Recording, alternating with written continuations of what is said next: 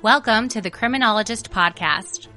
Our goal here is to educate and enlighten our listeners, focusing on the latest and greatest evidence-based interventions to help individuals desist from a life of crime and delinquency. And not only those factors which drive folks into crime, we also look at the reasons why people exit a life of crime. Also, we attempt to paint an accurate picture of that journey from the perspective of the justice-involved individual. Too often, our perceptions of those involved in the system are tainted by media-driven caricatures created to sell newspapers or movie tickets. This adds little to a healthy dialogue as to how to best address criminality. This podcast will avoid stereotypes and biases. We will endeavor to accomplish the first two goals in a way that keep you, the listener, interested and even entertained. And now, the host of The Criminologist, Joseph Arvidsson. Hello, and welcome to episode 29 of the Criminologist Podcast. Happy to have you all with us today. Back this week to our caseload.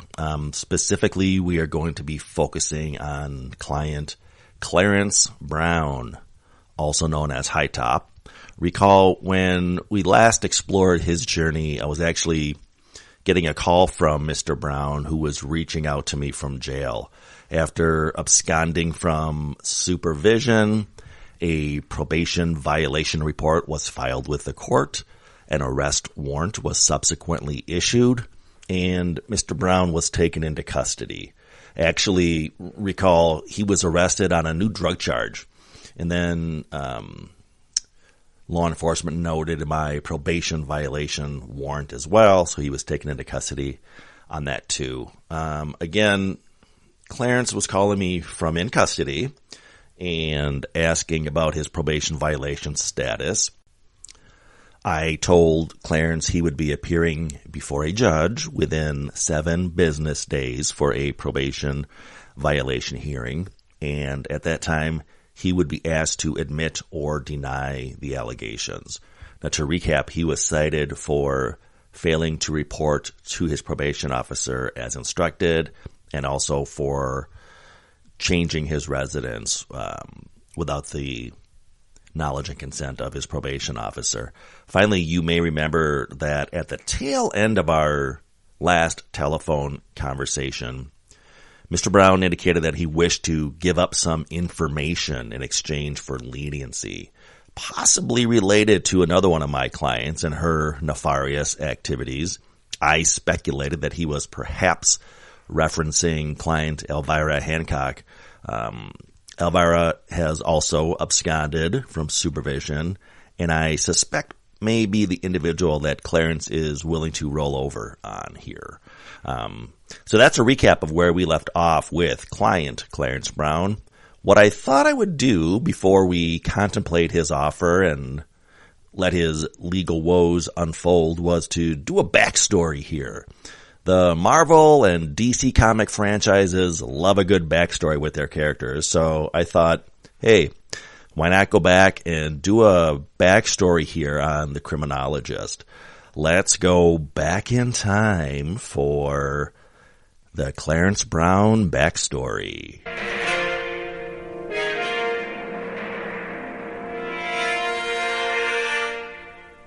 Now, if you're new to the show or have not happened to have caught the previous episodes featuring our client, Clarence Brown, here is first just a brief offense recap of what brought client Clarence Brown to our attention in the first place. Here's a synopsis of his criminal complaint. According to the criminal complaint, on the night of the offense, the Narcotics Division of the St. Joseph Police Department executed a search warrant on the premises of 522 Groveland Avenue, apartment number 3 in St. Joseph, in the person of one Anthony Montana. An investigator with the St. Joseph Narcotics Division reports that as his team entered the building, the defendant jumped out a rear window. He fled on foot with officers in pursuit. An officer observed the defendant throw a large white object on the ground as he fled. It was later recovered and turned out to be a baggie containing a large amount of suspected crack cocaine. As officers continued their foot pursuit, they observed the defendant take off the jacket portion of his jogging suit and throw it to the ground. The jacket was also recovered, at which time officers discovered 2 baggies containing suspected cocaine. After officers executed the search warrant, Anthony Montana was arrested and booked into the Paragon County Jail.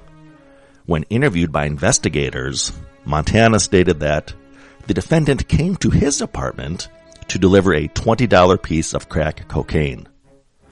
Montana stated that the defendant had at least a half an ounce of cocaine. Some of it was in powder form and some of it was in the form of crack.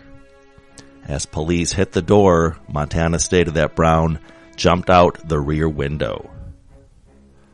Officers who pursued the defendant on foot were subsequently shown a 6-person photo lineup containing the photo of defendant Clarence Brown. All of the officers identified Brown as the person whom they chased. The suspected controlled substances were submitted to the St. Joseph Police Department Crime Lab. A preliminary presumptive examination indicated the contents were positive for cocaine with a total weight of 38.7 grams. That then is what brought Mr. Brown into our criminal justice orbit this last go-around. Now, if you are a loyal listener to this show and or you have watched any of my videos on the Criminologist YouTube channel, you know by now that nobody is born a criminal. We often talk about pathways on this show, specifically the pathways into crime and the pathways out of crime. As a proponent of the risk-need-responsivity model, at least adopting that approach when looking at why folks enter into a life of crime, we know that individuals acquire criminogenic need on their journey. How specifically does that occur? Well, kids, for that we need to step into the world of theory for a moment.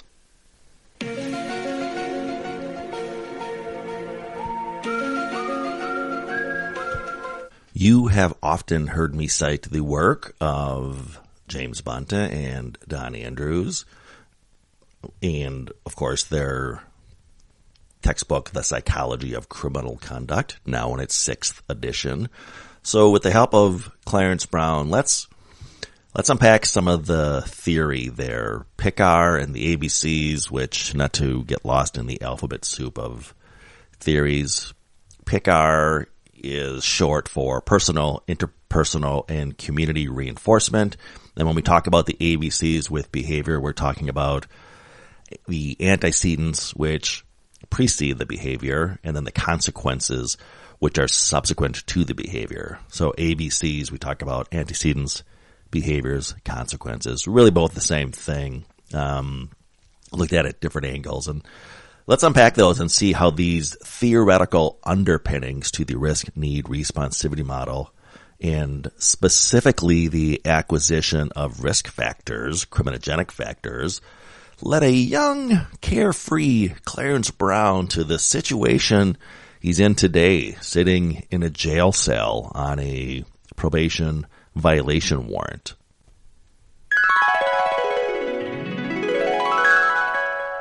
The Clarence Brown we see before us today did not wake up one sunny morning and decide he wanted to be a drug trafficking street gang member. Let's jump in the Wayback Machine to find a 10-year-old Clarence Brown sitting at his kitchen table eating a bowl of cereal.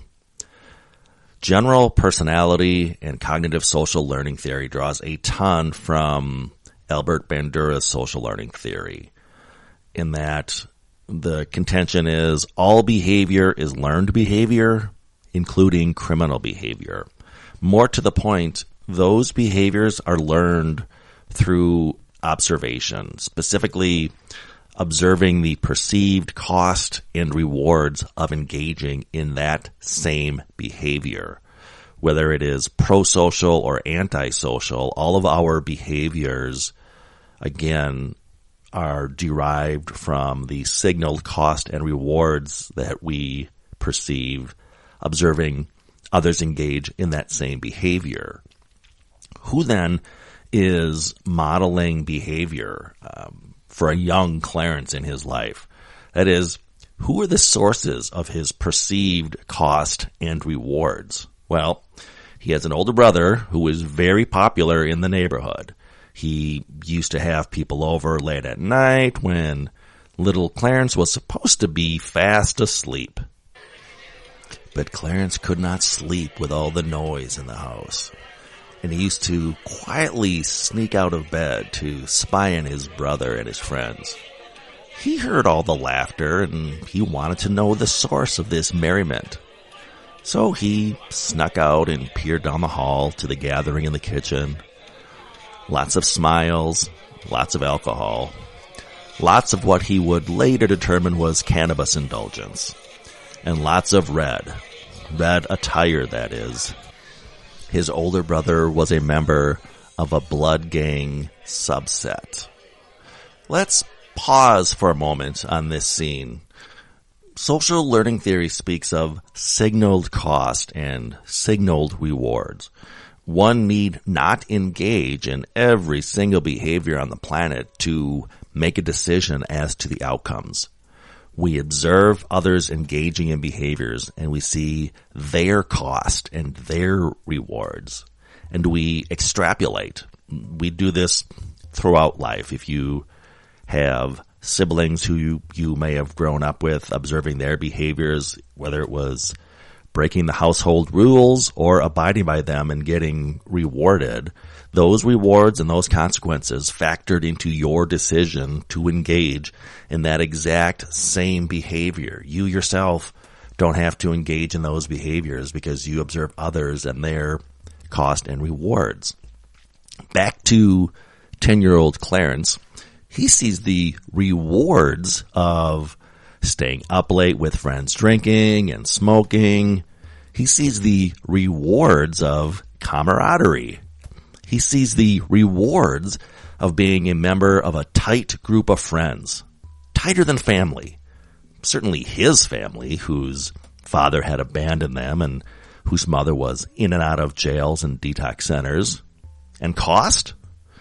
Not many that Clarence could see. His brother was respected throughout the neighborhood.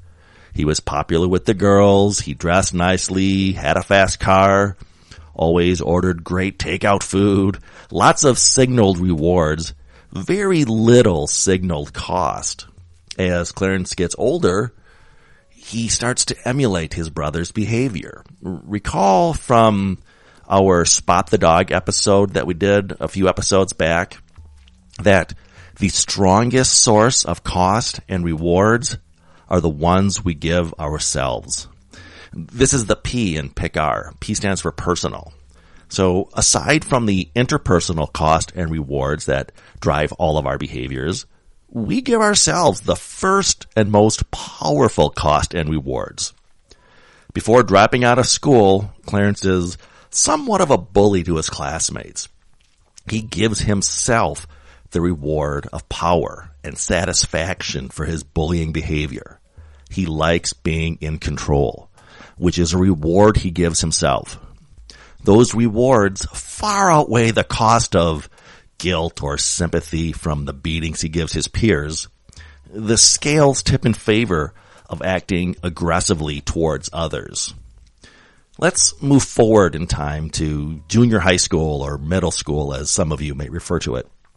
Clarence begins questioning why he even goes to school.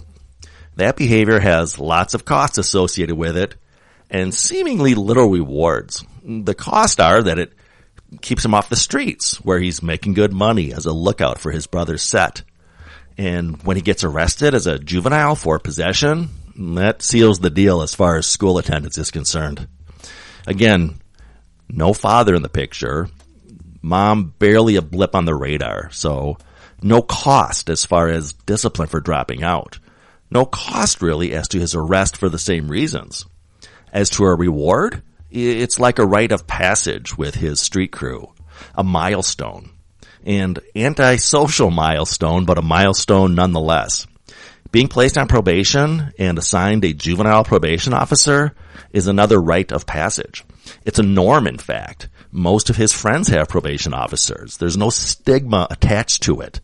Stigma, of course, being a cost. The inside cues and outside cues in the life of young Clarence Brown continue to tilt in the favor of delinquency.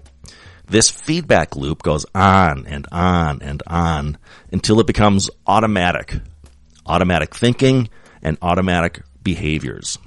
And with the scales tilted as they are, this antisocial behavior will continue as Clarence graduates from the juvenile system to the adult system, from probation to probation revocation hearing, to jail, to prison, to parole, and around and around and around we go.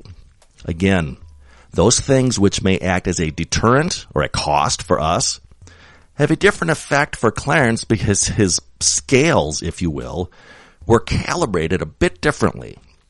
And so now, here we are in the present day. Clarence Brown is on probation supervision for a drug offense. Specifically, he's in custody on a probation violation. He's made me a proposition in exchange for information, likely on another client. He is seeking leniency. I would love to hear from you all out there as to this practice in your jurisdictions. I'm aware it takes place, but in my opinion, not wise.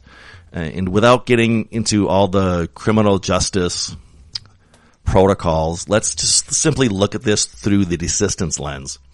If one of our goals is to help folks transition from their identities, particularly in regards to shedding their old criminal, or in this case, gangster past, what is the upside of holding them back in that world by having them play this other part, this other role? That is, to assume the old role of a gangster, if that is the past we want them to shed.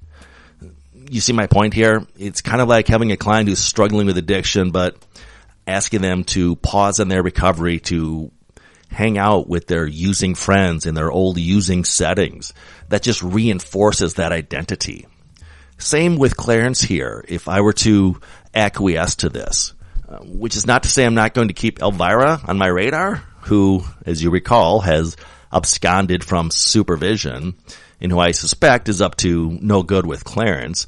I'm just not sure I want to embrace that proposition from Mr. Brown before his probation violation hearing. And so, let's go visit Mr. Brown in a holding cell as we await the judge to call his case on the probation violation hearing. Hey. Mr. Brown, how are you? Call me High Top. Man, I don't like it in here. The food sucks in here. I'm ready to get out of here. Yeah, it's jail. It's not, they didn't design it to be the Hampton Inn Suites. And I do hear that about the jail food, that it's actually worse than prison food. So it's good to hear you're glad to get out of here. We're here, as you know, they brought you over from the jail to the courthouse holding cell here. The judge is getting all of the probation violations and sentencings lined up here. So in a moment, I know I've seen the public defenders out there. They're making their rounds, meeting with your clients. Have they talked to you yet? Have you met with an attorney yet? No, I've not met with the lawyer yet. So, I mean, what am I looking at? What's going on? So you know this because, again, I know you've got multiple probation violations in your file. This is the stage where they're going to call your case, and it'll be me and someone from the prosecutor's office, and then you and your attorney, and then the judge is basically going to ask me to read into the record the allegations, which, as you know, are that you failed to report to me, and that you changed your residence without letting me know. And the judge is just going to look at you and say, do you wish to admit or deny these allegations? If you admit, we cut to the chase. We go right to what they call the disposition, which is basically like sentencing. If you deny, I got all that, but if I admit, what am I looking at? That's what I'm asking you. Well, again, based on your history with this file, because this is not your first goat rodeo, you've been before the judge on violations in the past. at a point, the court is looking for some type of accountability time. So I'm recommending, and I think this is on the lenient side, Clarence, to be honest with you, 30 days, you'll get credit for 7 days that you've already been sitting in custody. And as you know, you get a third of that off for good behavior. So what is that? 30 minus 7, 23. So I mean, a little over 14 days, a little over 2 weeks. Can I get a turn-in date? I can agree to a turn-in date. I have nothing against turn-in dates. The issue, and the judge would raise this even if I didn't raise it, is that because one of your allegations is failing, not just failing to make contact, but moving, the judge is going to ask you to give a permanent address on the record of where you've been staying or where you will stay, during this week or whatever you ask for at a turn-in date. All right. I'll admit I've been staying with my cousin Omar over on Eigelhart. All right, I'll give him the address. We can do this deal. Okay, over on Eigelhart. Perfect. So, yeah, just have the street address, and you can, again, your attorney's going to be back in here in a minute to talk to you. Like I said, I know he's making the rounds here.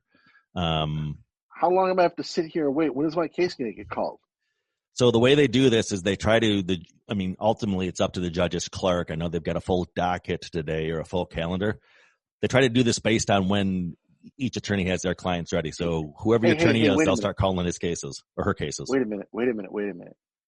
What about if I tell you about somebody? Well, what can we do with that? Can we do something with that?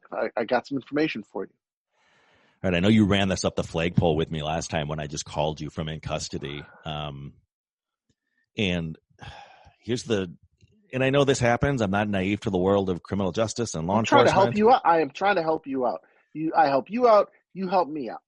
Well, I think at the end of the day, and I appreciate it, is that you're more helping law enforcement out. I'm really trying to help you out. And again, without getting too, in the weeds on this, we've talked about how you really are trying to endeavor to walk away from your past and shed your old, your old identity, if you will, and take on a new persona.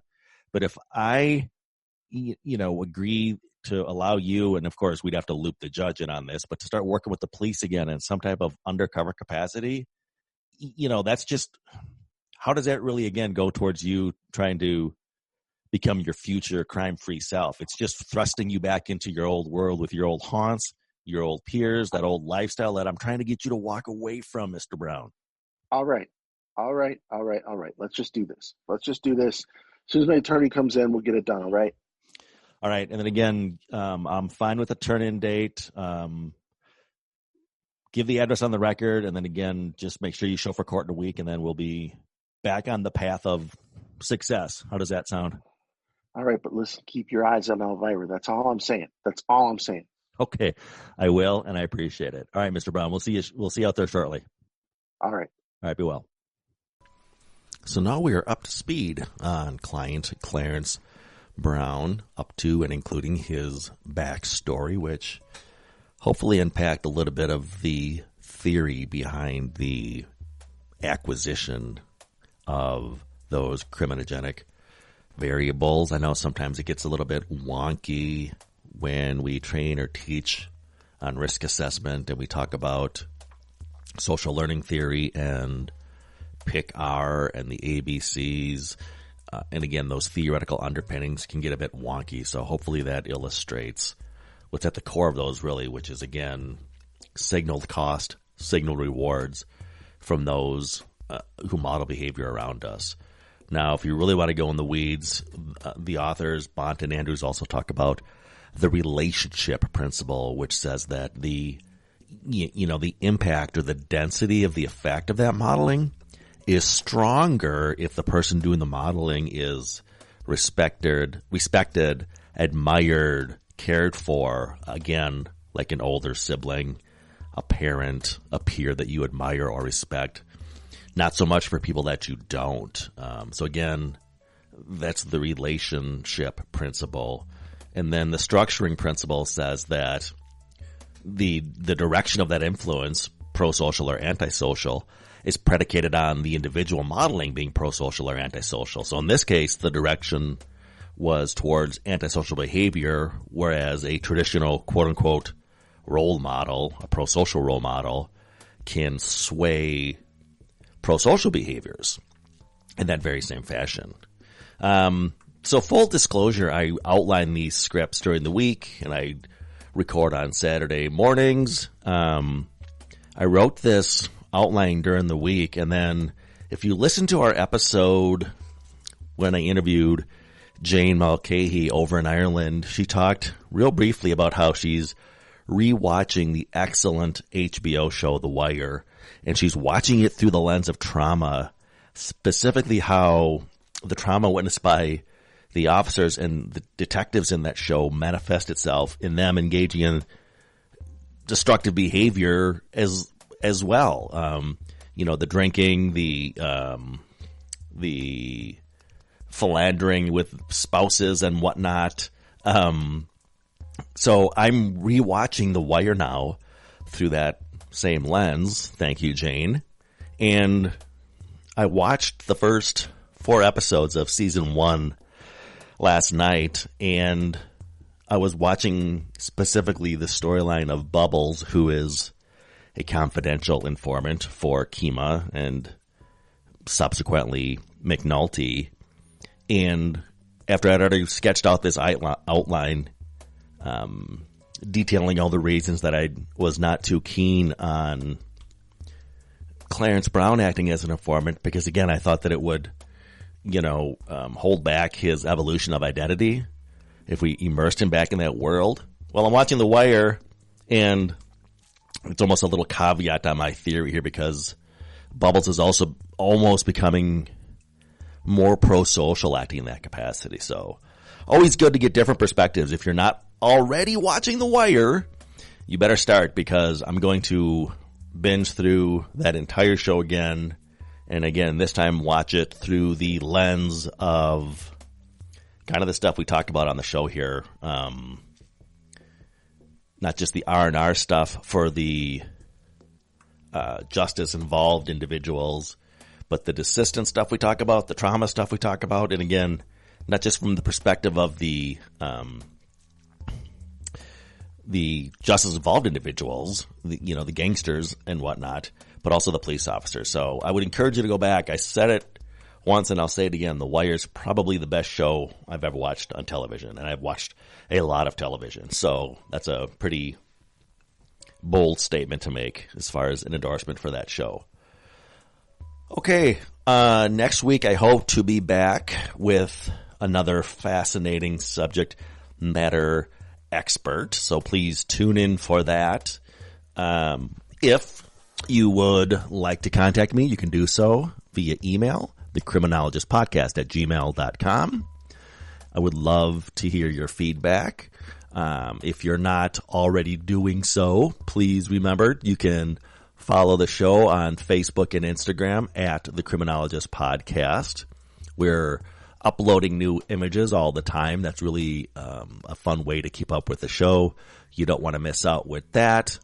You can also connect with me, Joseph Arvidsson, on LinkedIn and follow both of our pages on LinkedIn, The Criminologist Podcast and The Paragon Group. Both have pages on LinkedIn. Lastly, if you have not already done so, subscribe to our YouTube channel, The Criminologist, for additional content related to what you hear weekly on this podcast. Merchandise also available. Reach out if you would like a Criminologist coffee mug. Again, The Criminologist Podcast at gmail.com. And always remember, folks, there's no them, there's only us. Well, we've heard from you, Scott. Now, you tell us a little about yourself. The details of my life are quite inconsequential. Oh, no, please. Let's hear about your childhood. Yeah, okay. The Criminologist Podcast is a production of the Paragon Group, LLC. For speaking engagements, interviews, program design, training opportunities, or to contact the host, please visit us at theparagongroup.llc.com. Click on the Contact Us tab in the upper right-hand side of the page. Be sure to give us a 5-star review, and thanks for listening. The thoughts, statements, and opinions of the host and cast members do not necessarily reflect the views of their employers and are those of the host and cast themselves. Any discussion regarding client statements, behaviors, actions, or crimes are purely fictional and are used only for the purposes of example. Any examples that could be deemed to be related to an actual individual or individuals are incidental.